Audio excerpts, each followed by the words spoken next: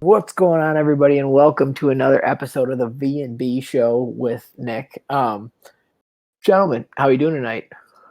Well, I'm good. I'm not playing, and I know Brian might be a little bit less than me. I'm struggling a little bit right now. Brian is mid-game again, but we got to do it. We sacrificed last night for the league, so Van played when we were supposed to record, and so we're doing it tonight. But we have some interesting topics. We're back into our six-pack of topics theme here. We had a lot of activity throughout the league. Already into about to go to week 7 tomorrow. We saw an episode of Crossfire come out today. We saw the NFC West podcast get released today. So lots of content for everybody. So hopefully our show stacks up well with all those. But with that being said, let's get right into our first topic. Van, we're going to start with you. Who has been the most impressive rookie so far this year? Well, I went through this list, and it's easy to pick one of those fast receivers or whatever, but I like this combo that Brackett's got going on with King Solomon and Alex Brown. I know we're only supposed to pick one here, but I'll go defensive and offensive. I think the combination and the actual production that he's getting out of his draft picks is absolutely awesome. I think he had a great draft. Yeah, so he's got the 6'5" receiver Solomon Thomas, who's got 30 catches, almost 700 yards, 8 touchdowns as of now. And then the pass rushing edge rusher, right, in Alex Brown, who he's got 4 or 5 sacks. 4 sacks on the year. Yeah, pretty good. 6'1", 253, so a little bit smaller. Could probably play outside linebacker, but definitely a good draft for Brackett. Brian, what about you? Any rookies stick out to you? I think Brackett did a good job. Obviously, you're rookie undrafted free agent, right? Receiver. Yep. That's wild that you got that dude. Yeah, it's absurd that guy's actually doing as well as he is, considering he wasn't even drafted.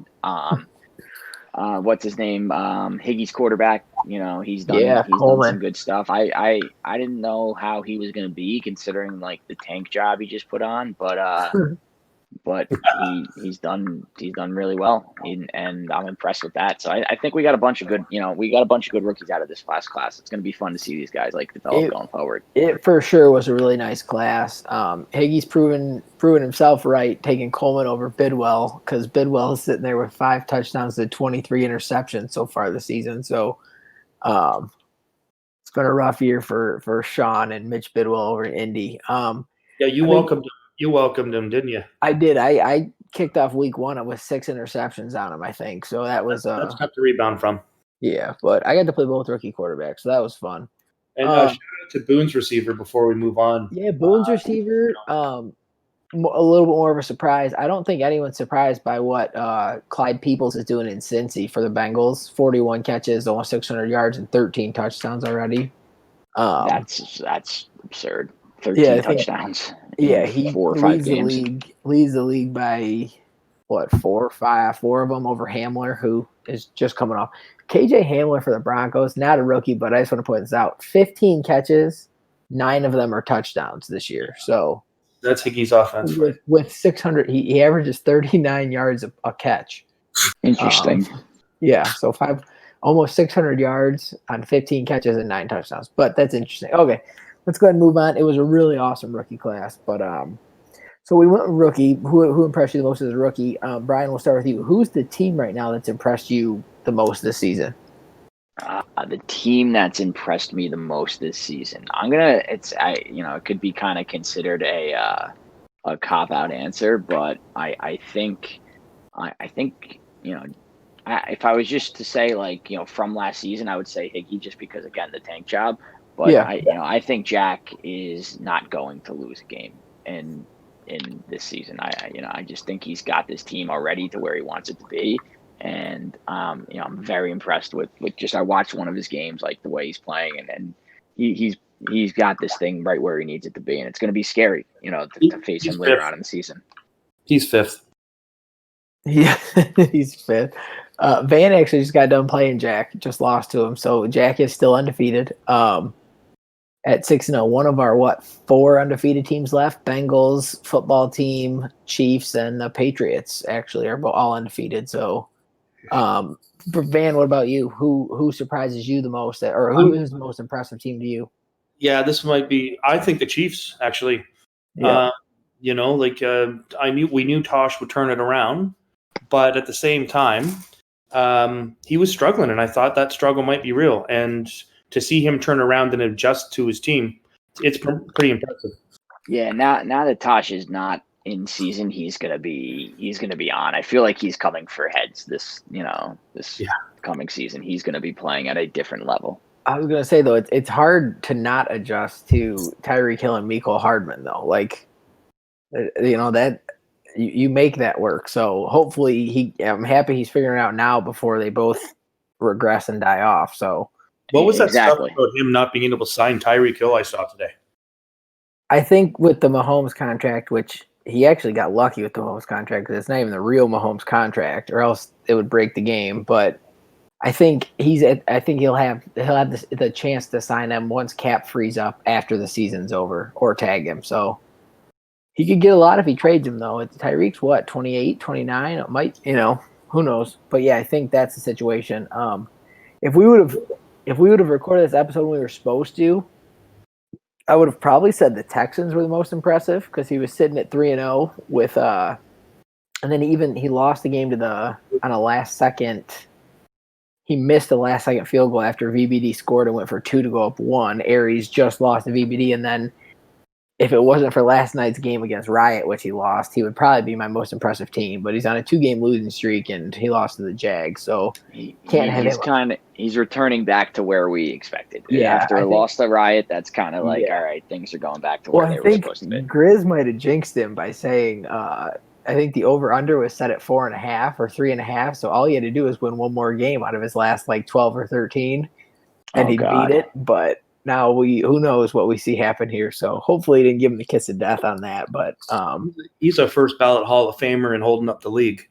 Oh, we've had a few weeks from Aries, this current one. I think he lives for it. I think it's what he enjoys. He gets off on it. Well, that's what I was saying the other day. There's a right and a wrong way to be the last game. If you were the last game, don't be boasting in chat and telling people to chill out, get a life, blah blah blah. Because first off, we all have lives, we all have families, we all have jobs, we all have kids. Everyone's got a life. Yeah. But if you can't fit a 45-minute game in, who knows what. But that's neither here nor there. We're on most impressive team, not usually that holds up the league the most. Okay, next week. So we'll flip it over. That'll be a question for next week. Okay. Let's flip over here to the biggest letdown for you this season so far. So we just went most impressive. Van, who do you got for the biggest letdown? Well, if we recorded, like you said, Tuesday, I would have went with the Saints. Okay, yeah, he's turned it around. Yeah, he's turned it around, so can't go there. So my B would have to be the Jets. Guy made the playoffs last year. Oh, man, poor Willinger. I think what Wings did to him has just shocked his system. Well, Willinger might have bought into his own hype a little bit quicker. Read his own press. And that's he kind of was thinking, okay, I got this figured out. And I can tell you what, if you give up 68 points in a playoff game, you definitely don't have anything figured out. But 1-5 to start the season, not good. No, especially after a playoff team. If you're coming to the dance, you got to show up next year. Yeah, I mean, especially in that division, I think that's a very you can win a lot of games in that division. You got the Bills, the struggling Dolphins, and he beat Brat before in the playoffs. So I think that's a division he should be competing in, and to be 1-5 with a loss to the Bills, and that is not ideal. No, Ryan, what about you? Anybody? You know what I'm going to do here? I'm going to go with Van as my. Dude, Van, 500. All right. Well, you know what? Are you 500? Yeah, I'm 3-3. That's disappointing, though. Yeah, I completely think it's a complete disappointment. No, I honestly thought it was a little bit worse. Obviously things are crazy on here. I wasn't able to do my research, and I'm in the middle of the game, so I can't put daddy leagues up in front of me. But I think we're seeing a lot of the same stuff that we normally see here, and I expect you to make the playoffs, but I also think you got to contend with Jared. You got to contend with some guys that are pretty good. So I wouldn't be shocked to not see you make it. So that's kind of my preliminary disappointing season, is that Van's going to fall off toward the end. Yeah, I have issues with Sparty big time. I was going to say the NFC North is tight right now. And your losses right now are to who? Sparty Big, and VBD, Jack. VBD and Jack. Yeah. Those aren't bad losses. With wins over Grizz, Sparty, and Jared, though. So at least you get Boone next, so that'll be a nice stat game. Yeah, he seems to play me quite hard every time. I don't know, but we'll see. He's good at maneuvering in the pocket. He definitely has adjusted from like Madden 19, where he would leave the pocket really early. And now he just loves to step way up in the pocket and hit those in routes or the dig routes. So Boone has definitely improved. When he's on, he's on. When he's off, he is off, though. I mean, that can be the set for all of us, but Boone especially. Those are both good options. As far I was expecting more out of Dave when he rejoined, and the Raiders are a really nice team. But to be sitting at 0-4 winless, the AFC West is tough, but I like when me and Grizz set the over-unders, like I specifically, Grizz had Dave's really low, and I was like, no way, dude. I was like, we got to crank this one up a little bit. Like, this is Dave. And Grizz messaged me the other day and said, what were you saying? And I was like, shit, you were right. So to be sitting at 0-4, pretty big bummer because I was expecting, not Kylo's level, but him to be, competitive in the AFC West, which maybe he needs some time to adjust, but who knows? Now I say that, he'll probably beat me next week when I play him. So yeah, Dave, it's going to take him a little bit, but Dave is good. Like Dave understands how to play the game, and but he's just behind. Like it's so hard. This game is different. It's just very different. So it's going to be hard for him to catch up. It just might take like 3 or 4 seasons for him to really, compete. I think having a guy like Ruggs can be, it's obviously a blessing, but it can be a curse if, like you just said, it's a different game. And if you don't know how to use the deep ball receivers, you're going to get punished throwing into coverage. And the D, like you said, I think you said in chat, the DBs really make you pay this year. If you make mistakes. Which is great. It is. It's the way it's supposed to be. I mean, we used to just see the ball fly overhead, and we used to see guys be able to throw stuff that just made no sense that's a huge improvement in this version for sure. Oh, they've done an incredible job with it. So I mean, I'm happy with that, but it can be frustrating at times because you're used to playing this video game a certain way, and then you have to kind of adjust the way you do that. Yeah, I 100% agree because we've seen the interception numbers are definitely up from past cycles, but they're down from last, the early seasons this cycle, which is good. So people are learning. People are dumb. People complain about the running backs having catches, but in my opinion, people are learning that you need to dump it off quick. You're either getting hit, that's part of it. So. Yeah, I've learned that. I don't think I win a Super Bowl without starting to use McCaffrey in the passing game. I was trying to throw the ball deep like I did last Madden, and it just didn't work. Yep. Well, because I found a lot of guys are dropping back so far too. I'm struggling with that right now.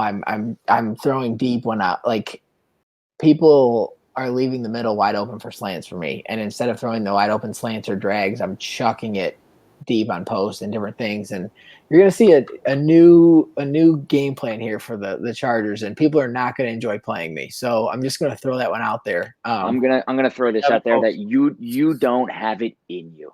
You don't have it in you to do it. You are gonna keep chucking and hucking and chucking because you don't have it in you. Dude, it's gonna take that trio playbook out. It's gonna be I've been labbing some stuff and figuring things out, and it is not gonna be enjoyable for people to play me. You can call me VBD if you want, because it's gonna be gone are the days of the 2-play touchdown drives. Here come your 12-13 plays right at you. So talk to Sparty about that. That's my Madden nightmare, by the way. It's the worst. I'll fall asleep on offense. I put the controller down. But we're going to have to do something because I can't, certain times I'm not going to fully get rid of chucking it all over. But let's go ahead and move on here to our fourth topic of the day. So this one's a very broad question, but I think everybody has their kind of go-to defensive coverage, whether it's man coverage, if you like cover 3, cover 2, 6, whatever it is. So you can base it on different situations, different users, whatever you want to do here. But what is your guys' favorite go-to coverage on defense? Van, let's start with you.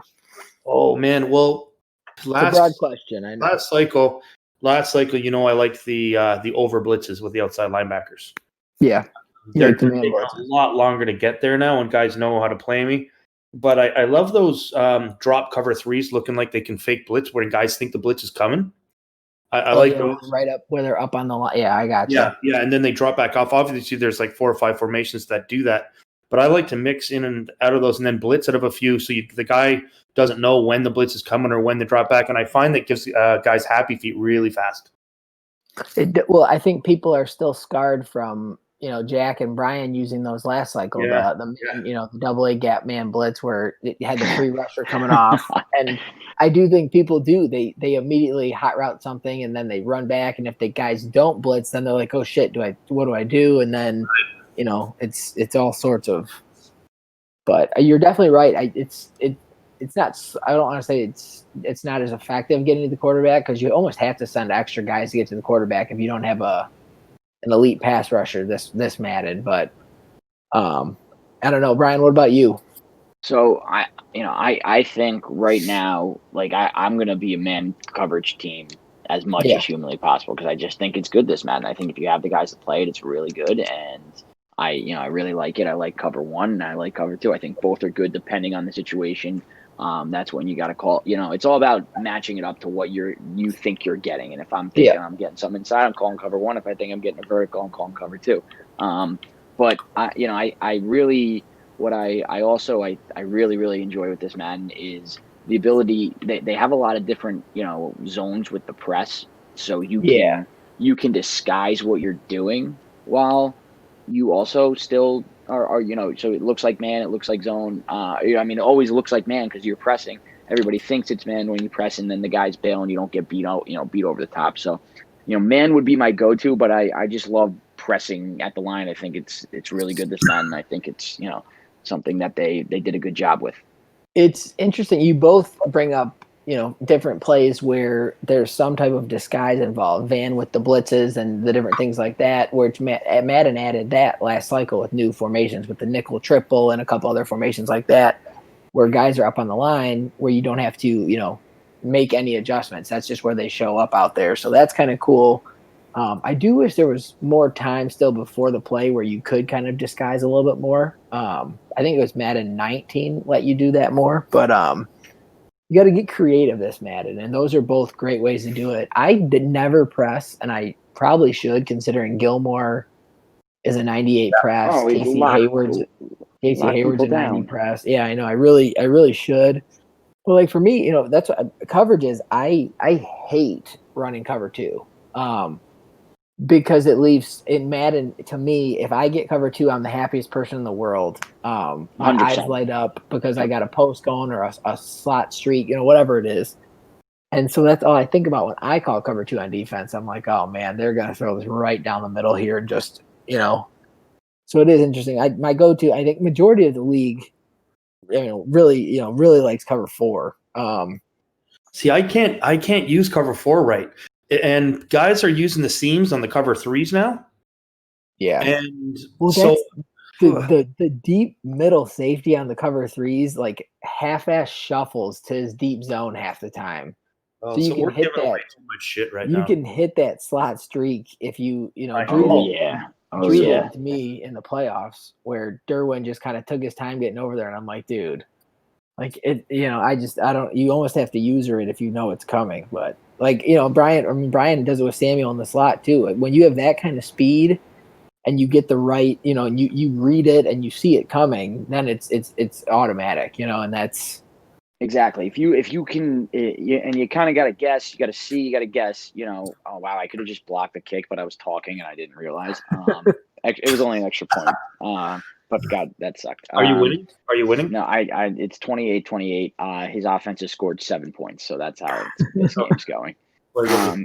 Yeah, but I think if as long as you time it and you know what you're getting, it's basically an automatic touchdown. There's a few ways as using different kind of hot routes and stuff that you can stack the box in your favor. But if you're not doing that, you put yourself in a world of hurt if the user knows what they're getting. It comes down to knowing your opponent, and knowing the personnel and everything. So, and to your point, Nick, earlier with the no pass rush, you really got to mix up your D now. Well, that's I mean, Have to. that's still tough because I've been playing with different sliders to try to see if we can create an AI pass rush. And every time I get it to kind of where I want it, it just is so even more like insta shed as a user. So it's this delicate balance that I don't know if we're gonna be able to really find. So we might be looking at a long cycle with guys having a little bit more time to throw, or we'll see. It'll be interesting how it goes, but well, and then there's some games where my offensive line is just turnstile. Well, that's because offensive line doesn't matter because Right. it's never the same. Right. I'm drafting you this year in the first 2 rounds. Oh, there you go. Okay, so next question. This is always a fun one because it's been talked about every single season that I've been in the XCFL. Custom playbooks versus a stock playbook. If custom playbooks, I'll let you guys actually go first. I'll save all my stuff. But Brian, let's go with you. Custom playbook, you can go offensively and defensively. You can talk about both of them. But where do you? Both. I need both. I can't play without both. I need to be able to get what I want, and I feel like the playbooks in Madden, like, they just don't get. I don't know. They don't give you everything that you need to run an offense that the way you want to do it, and that's offensively and defensively. I think you're selling yourself short if you don't do it on both sides of the ball. And I don't.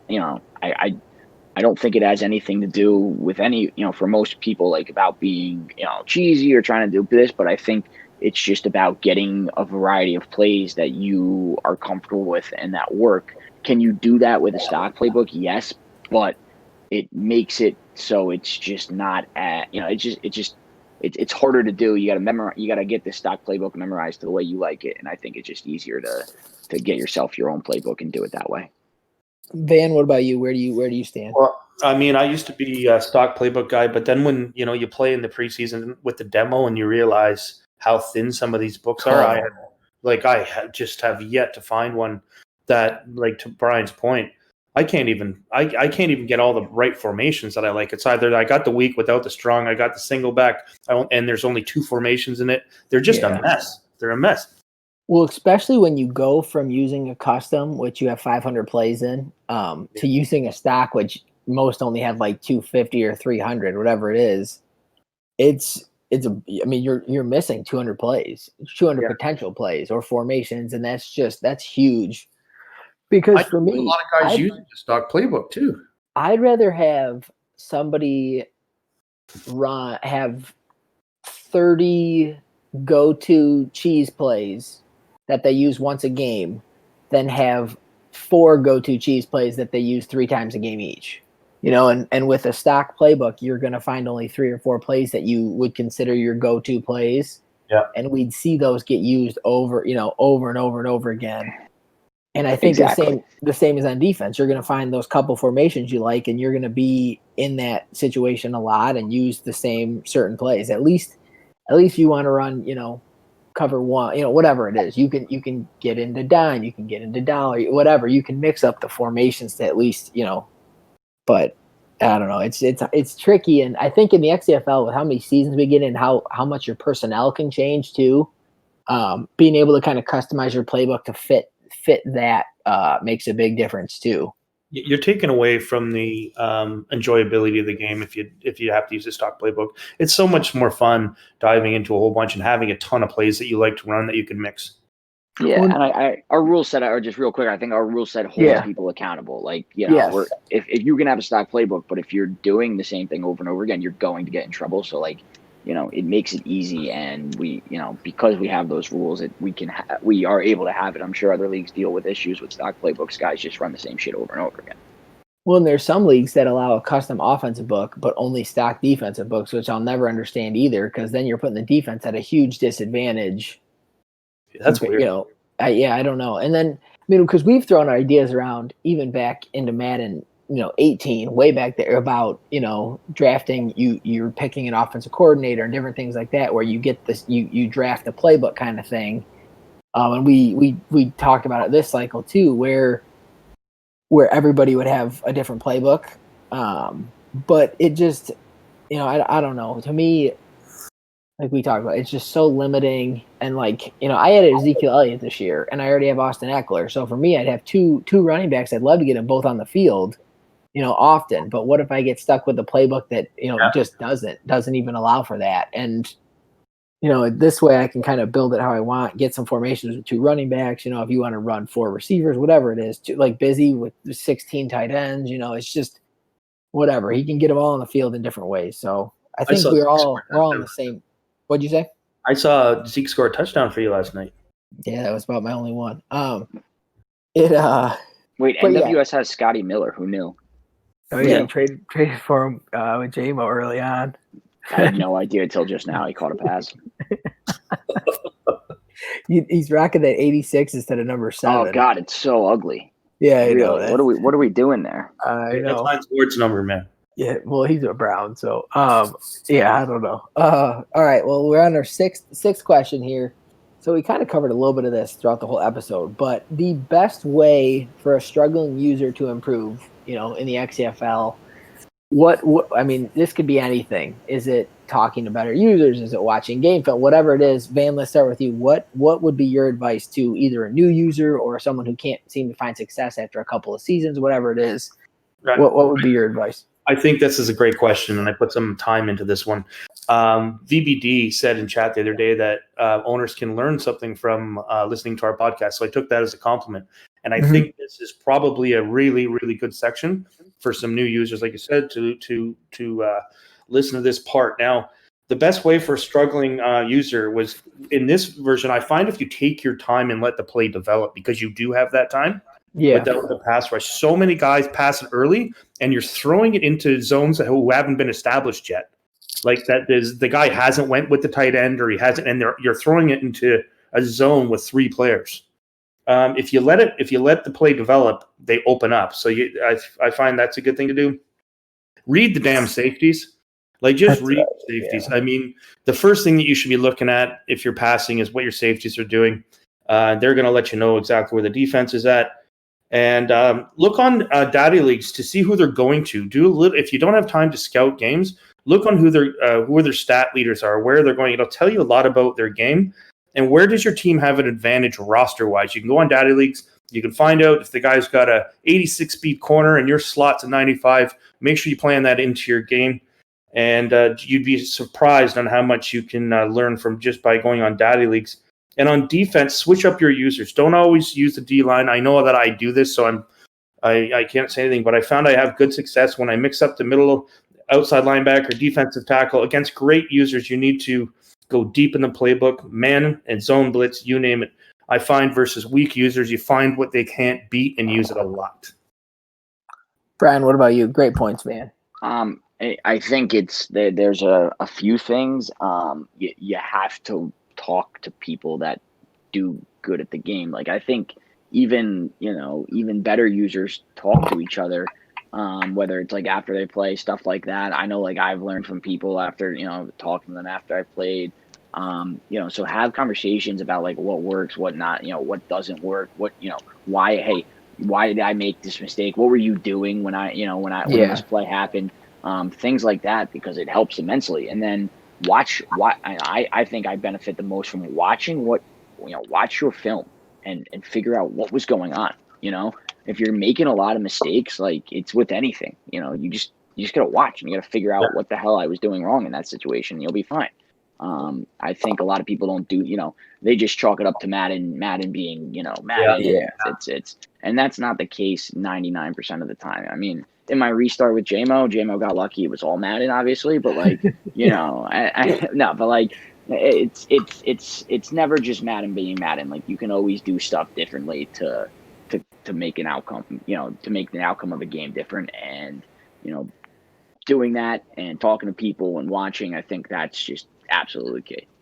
I mean, that the biggest one for me is watching. Like if you don't, people always say, oh, I don't have time to go watch a stream.